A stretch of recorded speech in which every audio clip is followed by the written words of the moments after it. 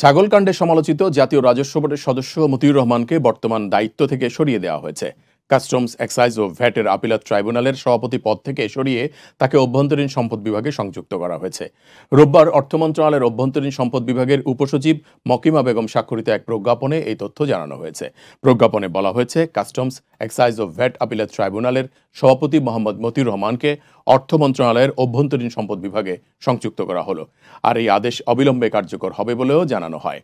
কোরবানির ঈদের আগে মতিউর রহমানের ছেলে ইফফাত 15 লাখ টাকায় ছাগল কিনে আলোচনায় আসেন।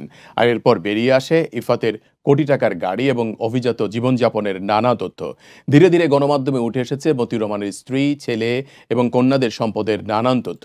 মতিউর রহমানের বিরুদ্ধে কড়া ব্যবস্থা নেওয়ার নির্দেশ দিয়েছিলেন অর্থমন্ত্রী আবুল হাসান মাহমুদ আলী। আর এরপরই তাকে দায়িত্ব থেকে সরিয়ে দেওয়া হলো বলে নিশ্চিত করেছেন এনবিআর কর্মকর্তারা। পাশাপাশি সোনালী ব্যাংকের পরিচালনা পর্ষদ থেকে মতিউর রহমানকে সরিয়ে দেওয়া হয়েছে। রোববার ব্যাংকটির চেয়ারম্যান জিয়াউল হাসান সিদ্দিকী এই তথ্য নিশ্চিত করেছেন।